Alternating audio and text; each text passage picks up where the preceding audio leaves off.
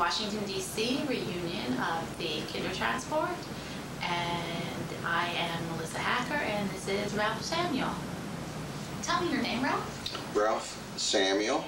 My middle name is Arthur, Ralph Arthur Samuel, and I was born in Dresden, 1931, and grew up in Dresden, of which I remember very, very little. I remember living in my grandmother's house where my mother and father had an apartment. It was a very, very large house, and I believe that we had an entire floor of the house.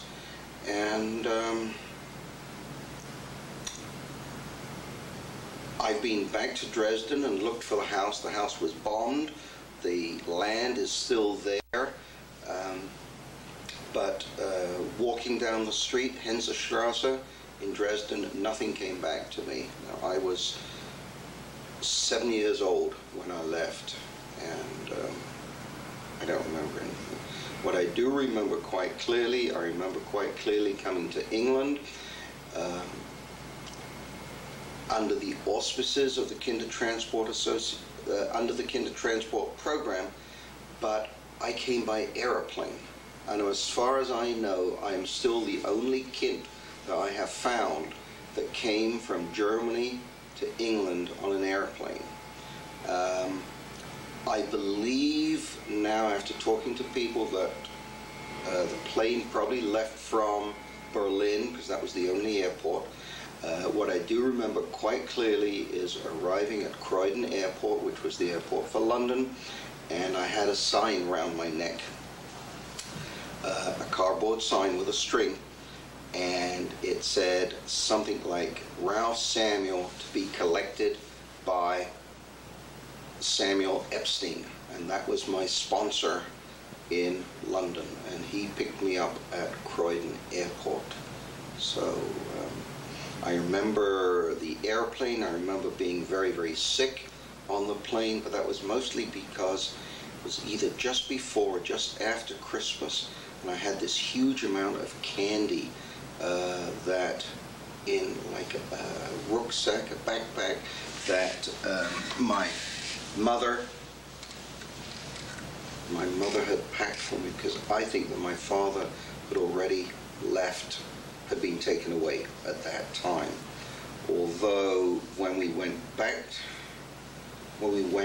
to Dresden, now this was in either November 38 or January 39, and my father wasn't sent to Auschwitz until 1942, but I don't remember him in the picture when I left. I'm just curious, you said it was after Christmas. You got Christmas candies? Yes, for instance, yes, because my family was German first and Jewish second. And I remember one of the things that is the big deal in Germany was a very large chocolate Father Christmas, Santa Claus. And I remember that quite clearly, and I'd probably eaten half of that thing, and obviously was quite sick. And who lived with you and your family? I have no brothers and no sisters. I remember my mother living there. I believe that my mother's sister Hilda and her family also lived in the building, and my grandmother, who owned the house, she lived in the building. And did you have any people working for the family as well? Yes. Yeah, there were at least. My mother had some sort of a servant, housekeeper of some sort, and I'm sure that my grandmother had servants as well. It was a very, very not elaborate house, but very, very upscale, because that street, and still is today, is a very, very fashionable upscale street to live on in Dresden. And what did your parents do? My father was some sort of a grain broker.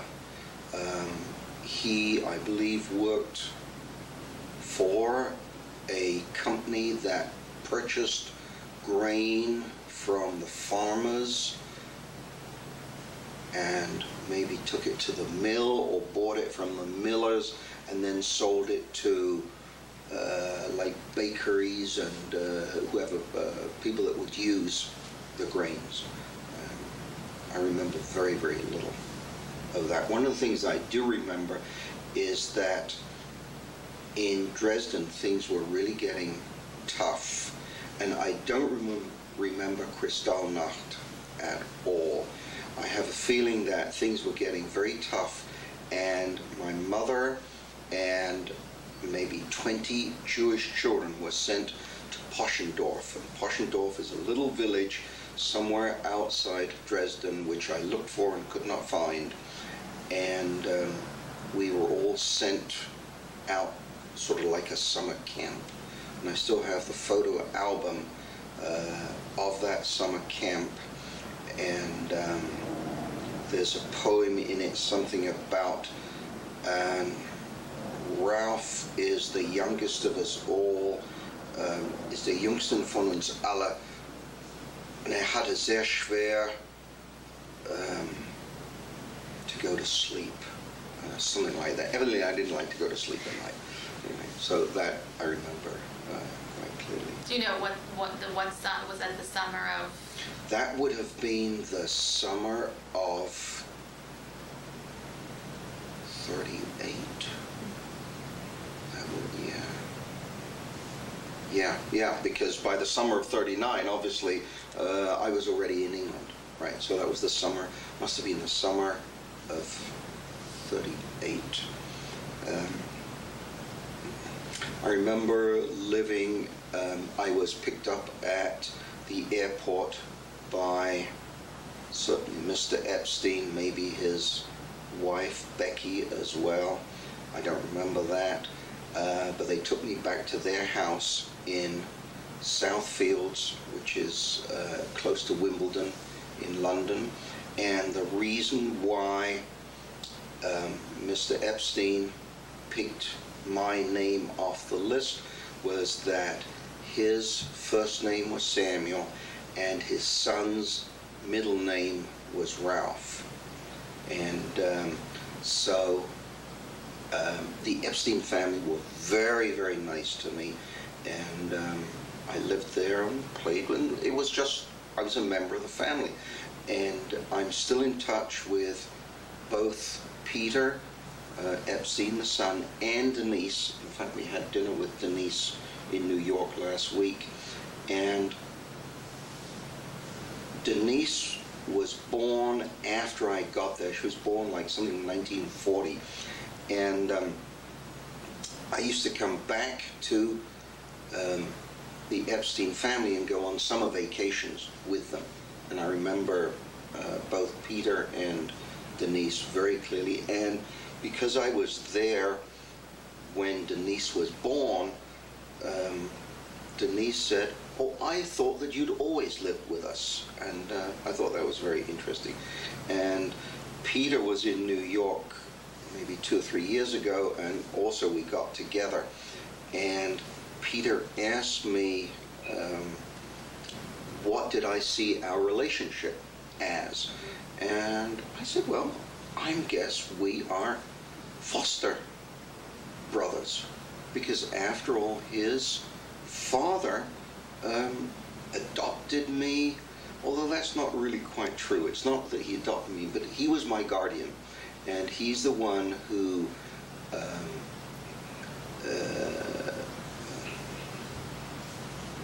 told the British government that he would take care of my expenses until I was 18. And for a man with a wife and 2 children, I think that was really a very wonderful thing to do. In September 1939, which is the day war broke out in England, I was evacuated to Guildford, a little town out in the country, and I've since learned that 3.5 million British children were sent from their homes out to areas where they thought they would be safe. And since the unit was the school, Peter and Denise, although they were evacuated later, were not evacuated with me because they didn't go to the same school. Why they didn't go to the same school, I really don't know. I think that maybe they went to a private school and I went to a public school, but I really don't. When you say private and public, you mean? In the American sense. In the American sense of a private school and a public school, right. And what did Mr. Epstein do? Mr. Epstein was a pen manufacturer, and in fact, he had maybe the British rights to the ballpoint pen when it first came out, and it was called the Biro, and by rights, he should have become a multi-millionaire, but he didn't. And I really don't know what happened, but he later died. His wife, who I called him Uncle Sammy or Uncle Sam, I can't remember. Uncle Sammy, I think. But his wife was Auntie Becky, and Auntie Becky ran the business afterwards, and evidently that was not successful, and finally the pen company just sort of disappeared.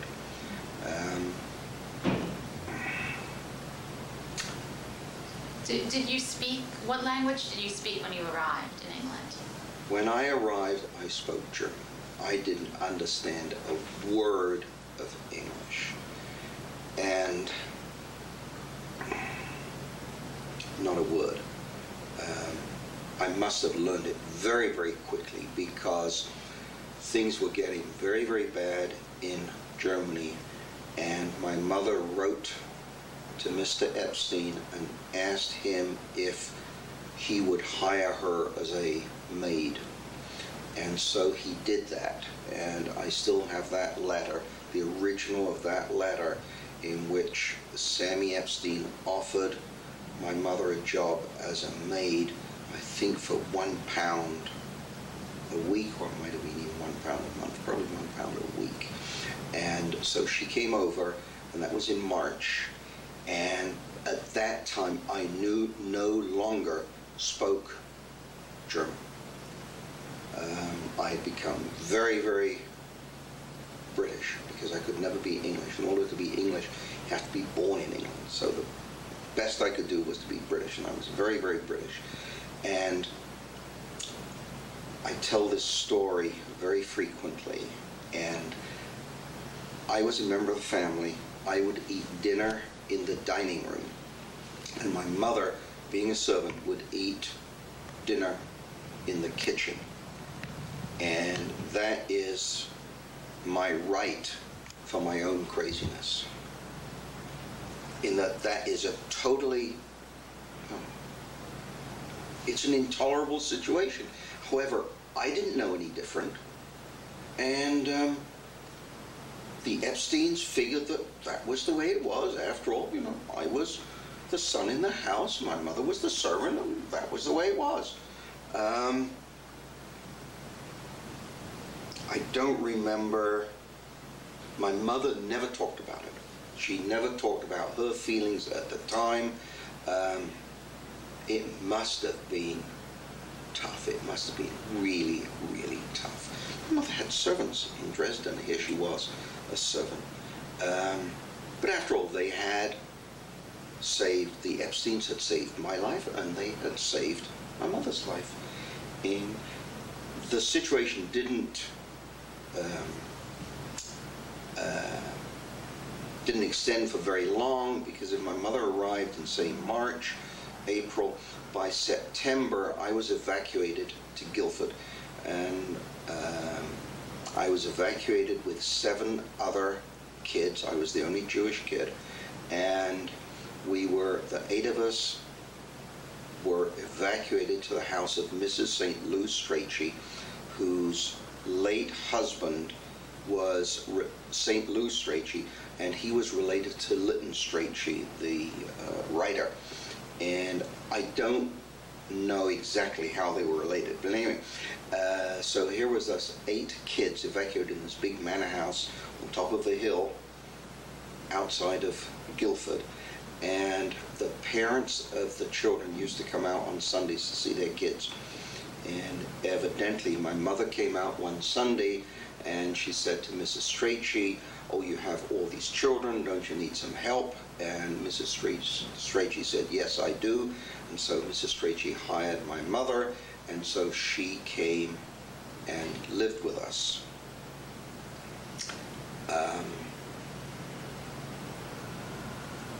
That was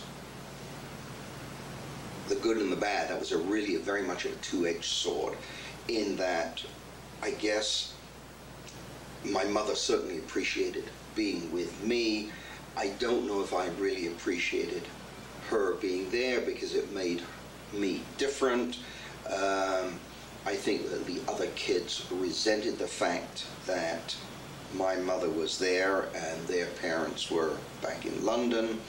I'm now in touch with 3 others of those 8 evacuees, and one of them has written a manuscript for a book, and she talks about my mother and shows me a side of my mother that I never knew. Anne writes about, there were 4 boys and 4 girls, and my mother was the surrogate mother. And Anne writes so lovingly and so appreciative of the fact that it was my mother who took these kids through puberty. They were married, they came out to, they were evacuated like at age 7 and 8, and they were there for 4 years, the length of the war. I remember the Stringer boys. Brian Stringer used to call me Dirty Jew and make me cry. And we're having a reunion in October of this year back in Guildford. And I still owe Brian Stringer a punch on the nose for calling me Dirty Jew and making me cry. But since we're now both in our middle 60s, I think I will probably not do it. But it still rankles. There's no doubt in my mind that it still rankles. Where was your father? My father at that time was already taken to the camps, and I remember my mother would call me into her room, and we would sit on her bed, and she would read me these 25-word, tiny little tissue paper letters from the Red Cross that would come through. And I guess we learned sometime then that my father had died in Auschwitz. And as far as I know, I still have those Red Cross letters. I'm not yet willing to actually look at them and actually deal with them. I mean, I know the box that they're in, and I look at it every once in a while. It's up in the cupboard, and one of these days when I'm ready to deal with it, I will pull out those Red Cross letters and and compile them, because that's very much my story, my history. And what were both of your parents' full names? My father was Herbert Samuel. I don't think he had a middle name, but he was born in Stolp, which is now Slupski, which is now in Poland near Gdansk, which was Danzig, and when he was born there in 1890 something, It was then Germany. And my mother was Ella Samuel, E-L-L-A. She didn't have a middle name, and she called herself Ellen Samuel. And she had a maiden name. She had a maiden name. Her maiden name was Nussbaum, N-U-S-S-B-A-U-M. And I have traced the Nussbaum family back at least 100 years. And even went back to where my mother's grandfather,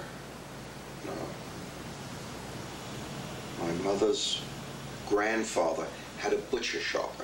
Was a kosher butcher in Hersfeld, which is not too far from Frankfurt, and which is now known as Bad Hersfeld. And we found the building where he had his kosher butcher shop. And I still have way off cousins. Actually, they were my mother's, I think, first or second cousins, so they're my probably third cousins. But they still have the name Nussbaum. And one of them is in London, and two of them are in New York area.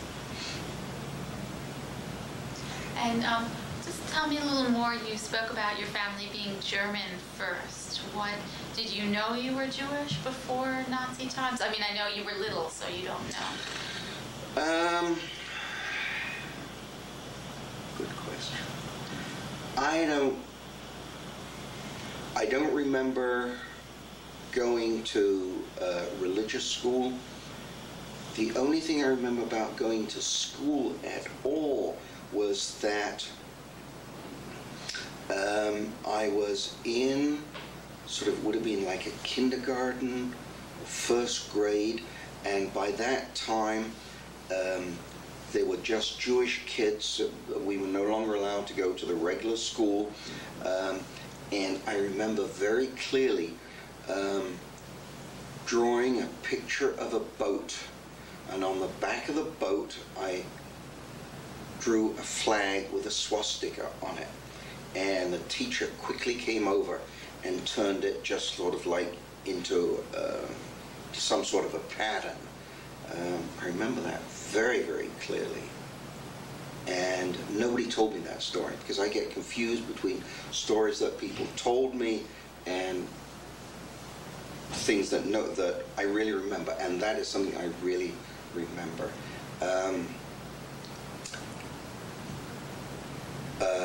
My parents had been in, or my family had been in Germany for probably 200 years, and they just thought that Nazism was some sort of a craziness, and the world would see for what it was, and that everything would turn out right. And in fact, my father had tickets for passage to Australia for the three of us. And at the last minute, he decided that he didn't want to go to Australia, a land of savages, and so canceled the tickets. And of course, the real savages were in Germany, and that decision cost him his life.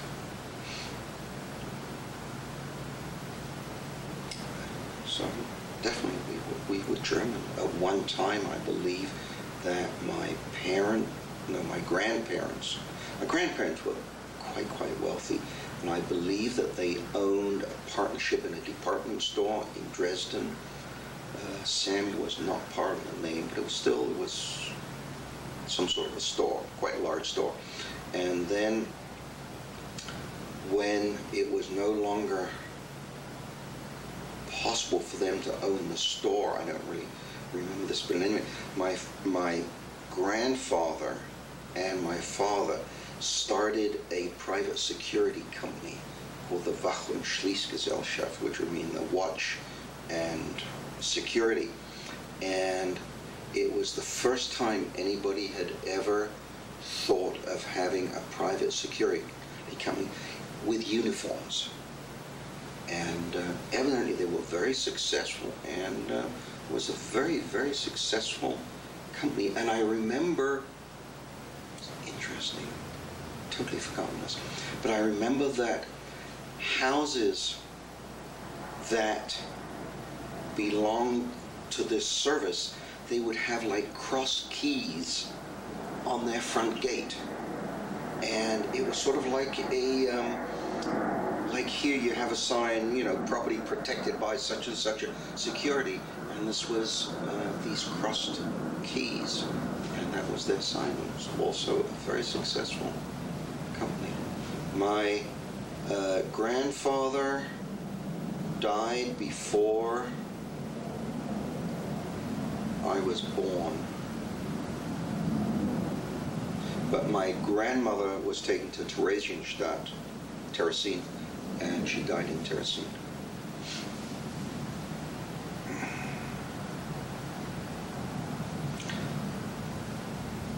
I spent all my formative years in England. I felt very, very British. I would not speak German to my mother. I would not, yeah, she would speak German to me, but I would answer her in English and I would pretend not to understand. And obviously when we were going out in the street, I would never let her speak German. At something like age 25, my mother came to America because her one and only sister, Hilda, and her husband and her son, they went to Shanghai for the war, and they spent the war in Shanghai.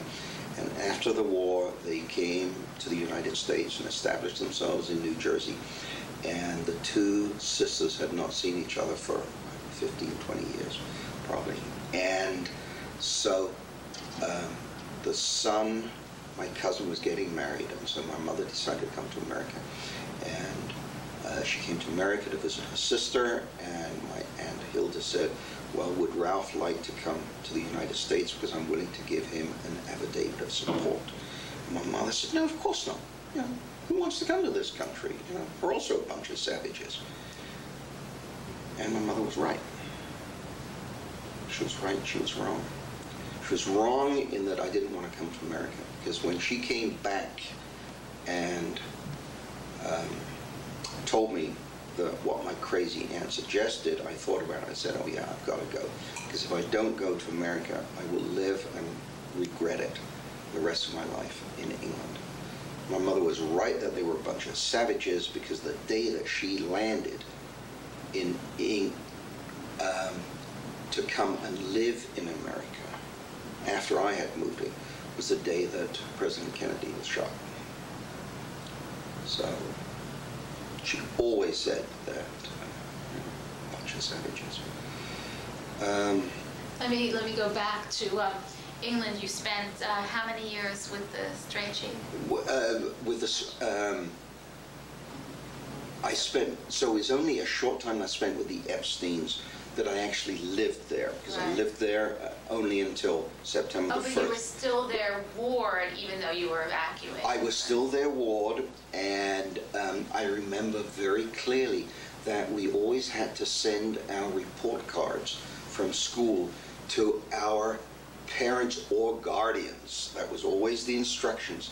And so I would always put in an envelope, and to this day, if I address an envelope, the flap always has to be on the right-hand side, because that's the way we were taught to envelopes should be. And anyway, so I would send them, and my report cards would go to Sam Epstein, and I would go and spend vacations with him. My mother and I and the other kids spent about all the years of the war, it was about 4 years, with the Strachey, with Mrs. Strachey. And then as the war was winding down, the other kids went back to London. And by that time, we were older. We didn't need my mother, you know, as a whatever, parent, governess, quasi-parent. And she got a job in Guildford.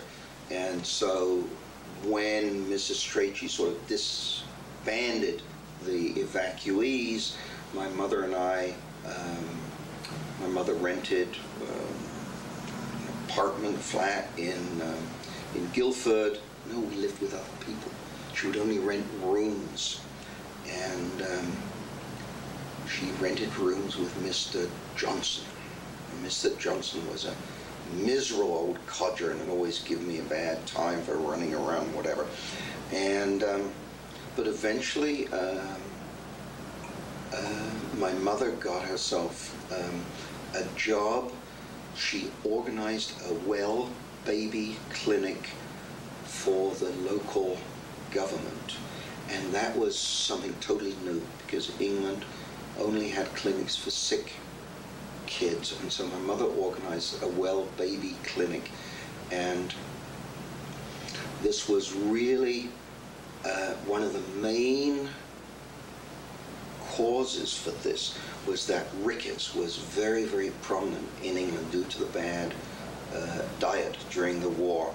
And so my mother was doing exercises. I guess by that time vitamin therapy had come in for rickets, but she was doing like physical therapy for these kids. And she made a success of that, and eventually she bought a house in Guildford, and I went to grammar school and college and everything else, and considered myself very, very British. There again, I probably considered myself British first and Jewish second, although when we were evacuated to the home of Mr. Strachey, the local Jewish committee did organize religious studies for us. I was bar mitzvahed. I was bar mitzvahed in a cowshed which some local farmer had given to this Jewish committee, and they cleaned it up, and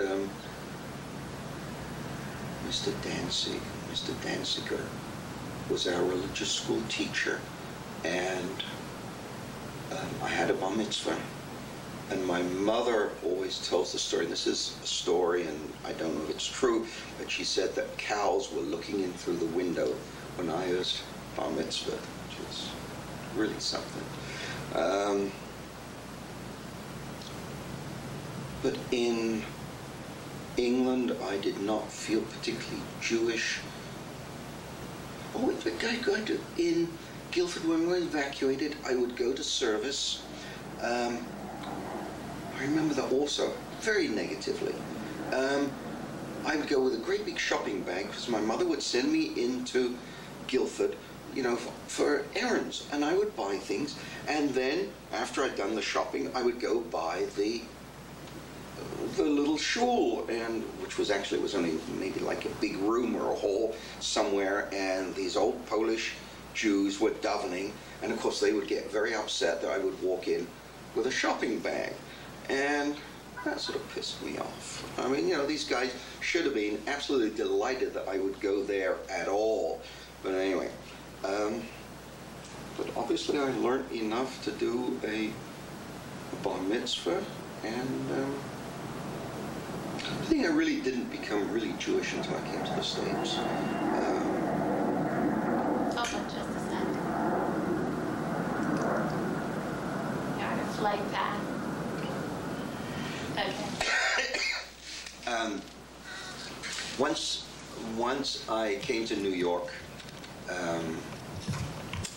first of all I lived with my Aunt Hilda, and it was then her second husband, Jack, and I lived with them, and I really thought that the streets were paved with gold, and I was pretty miserable when I realized A, the streets were not paved with gold, and nobody was in the least interested that I'd come to the States. I mean, I'd had a very, very good education in England, and in those days I really was, I had studied land economics, which was highly specialized, and but nobody was interested.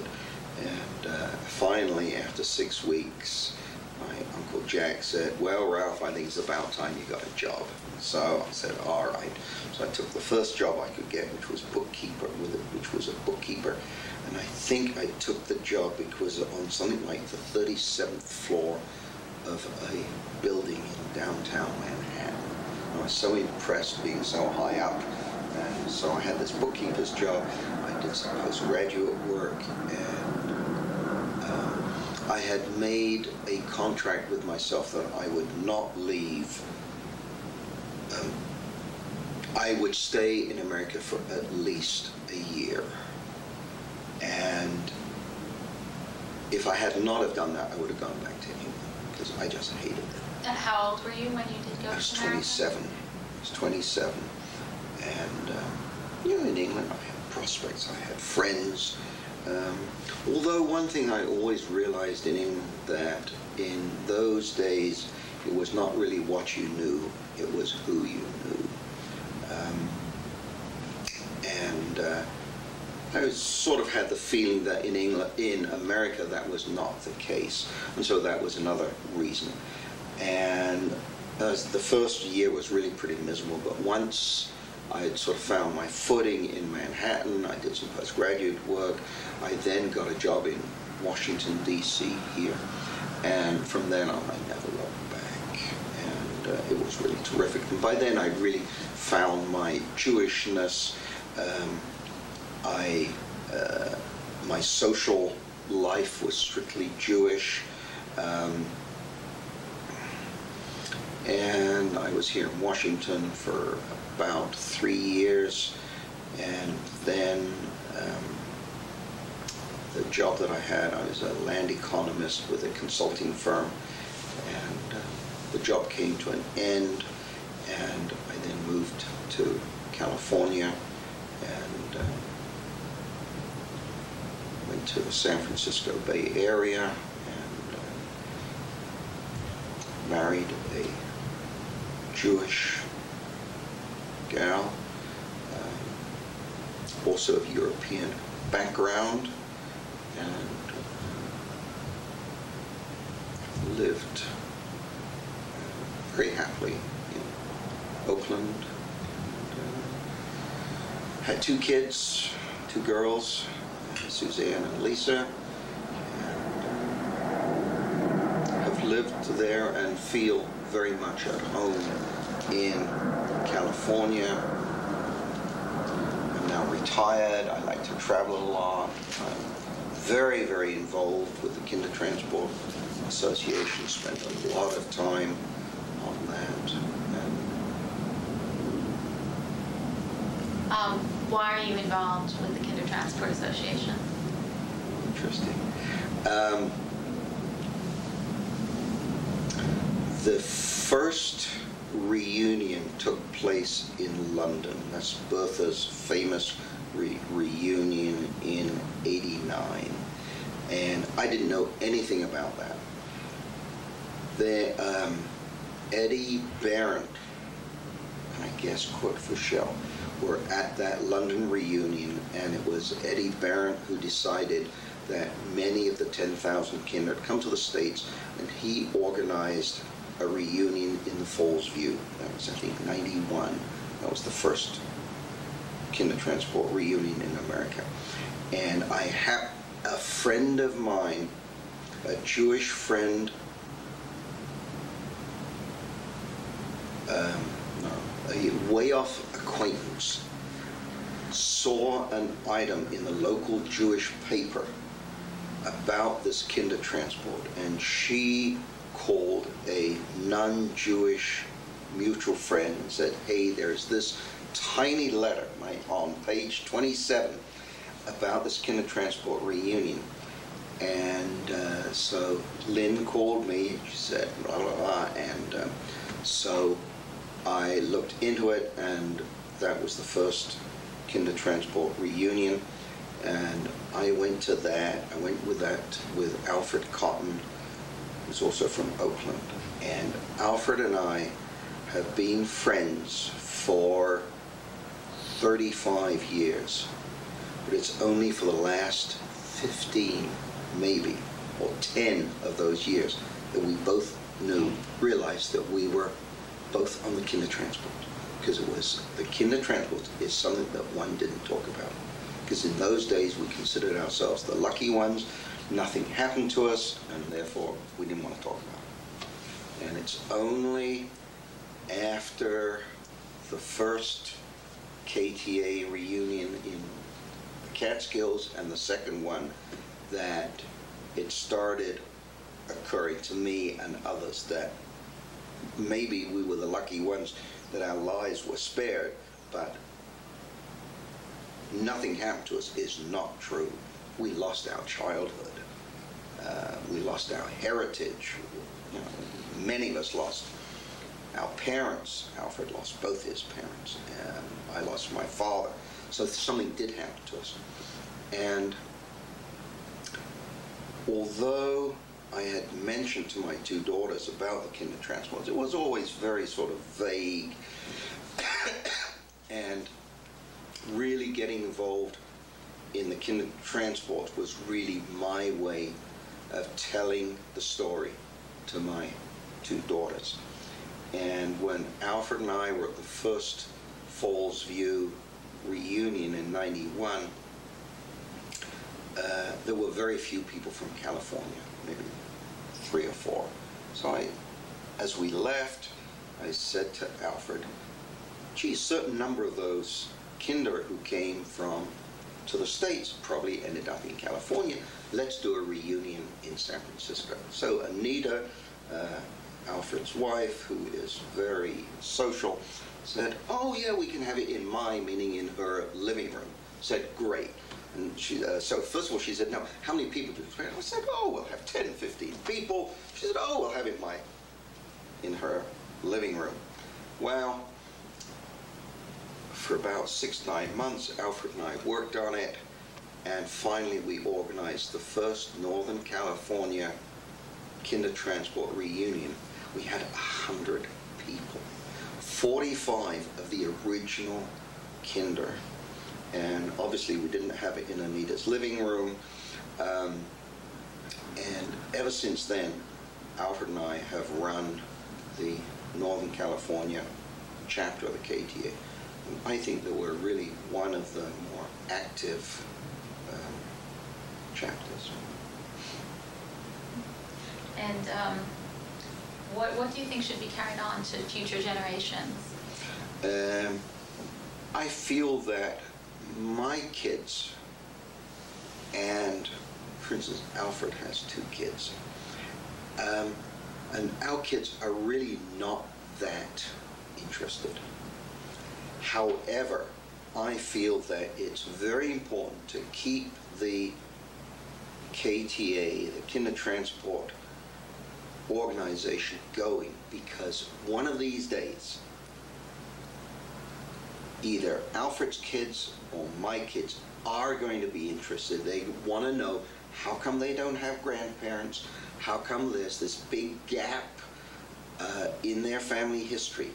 And if we and those few second generations who are interested, if we don't keep the organization alive, then when my kids or Alfred's kids do get interested, there'll be no place for them to go to learn these things.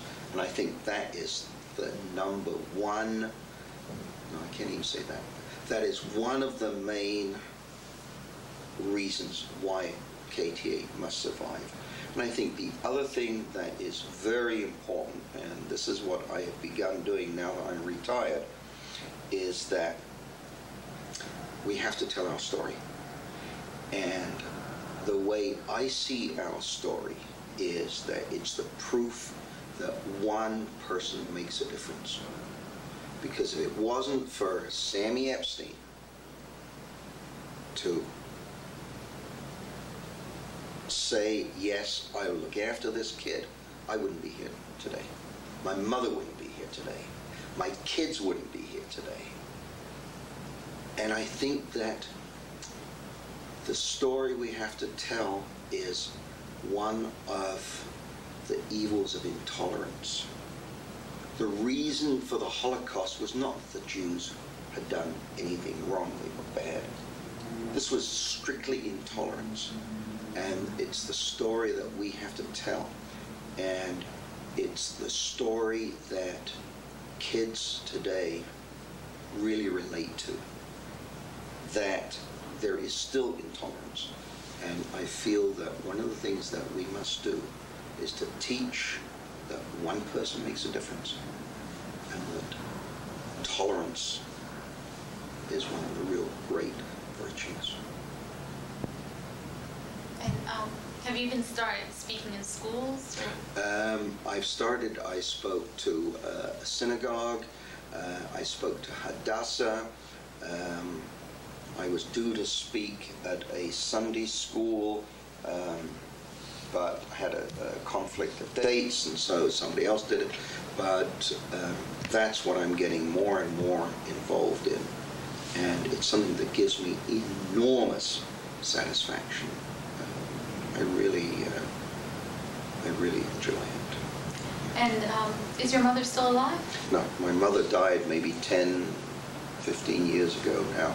And one of the things that I resent is I resent the fact that my mother wouldn't talk about her story. She used to say, I came to England with 10 shillings in my pocket, which is absolutely true. And but how she got out, and you know, other than the fact that she came to England with 10 shillings in her pocket, and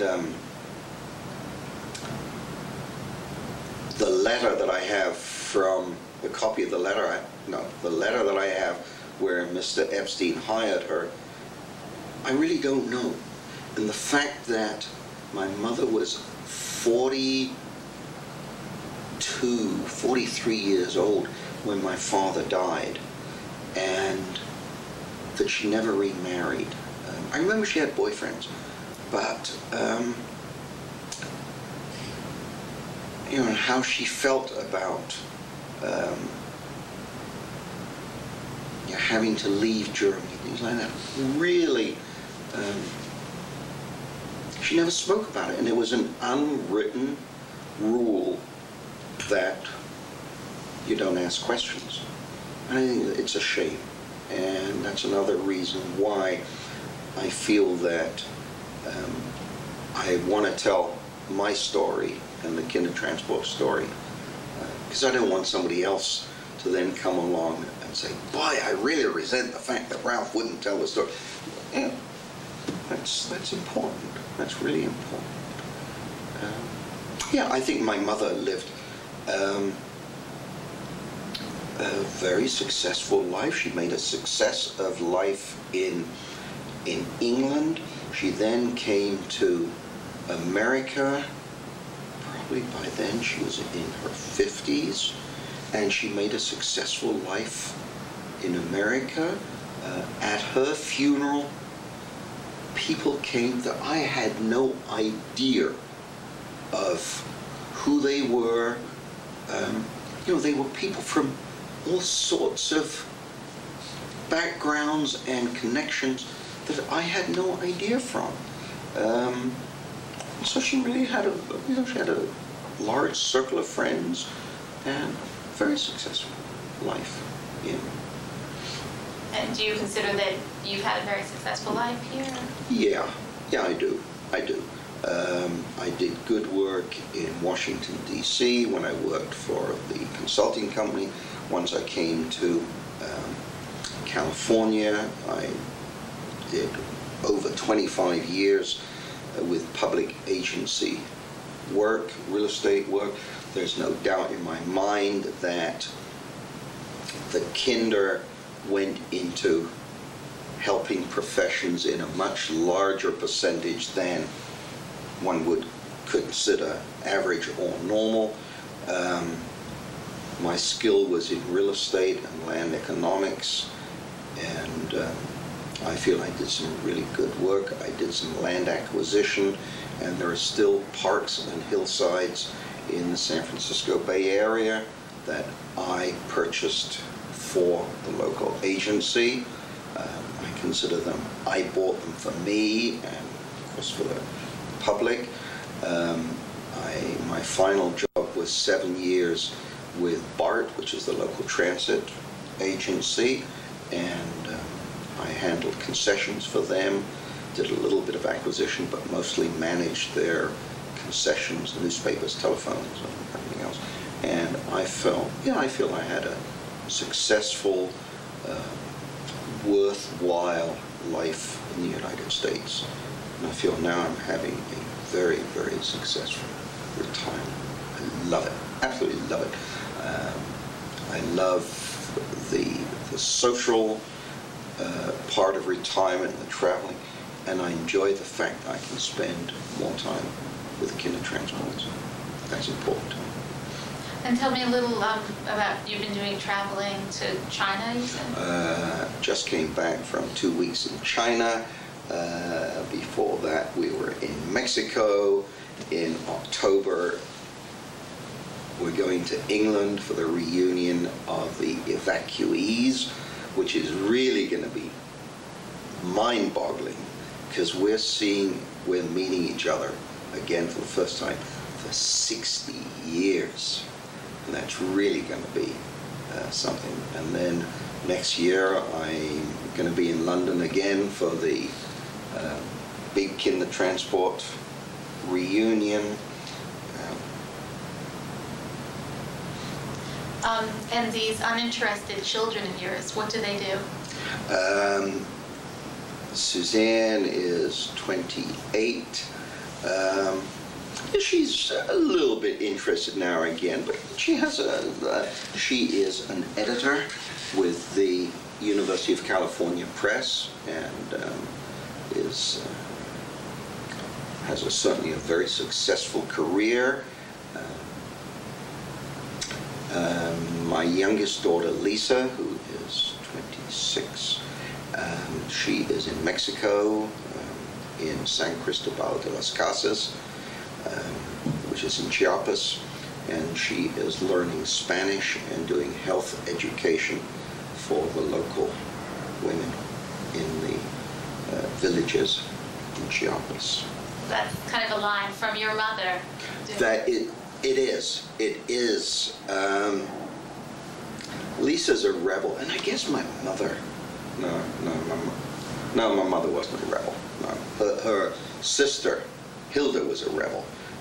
So I think that, but certainly the health education is certainly a continuation of my mother. I think the helping, being in a helping profession is also a continuation of both my mother and my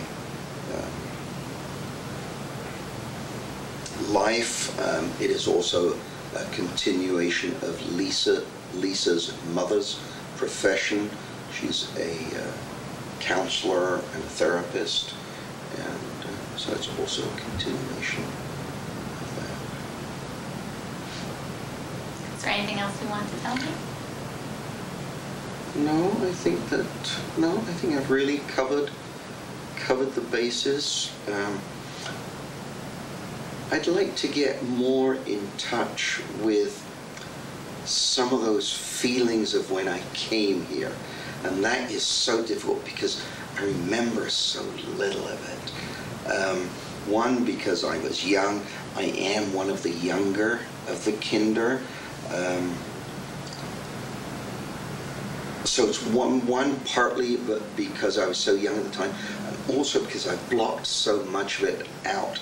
But I think that as I have more time and I get more into it, I have a feeling that more is going to come back. And now I have time, I will certainly do more talking. I will do more talking to people about it, to groups. I'll also begin doing some writing, and I think that more of that will come back, because I'd like to reclaim part of that core that's still there. That's it. Okay. Thank you very much, Ralph. Thank you. Enjoyed it. Good.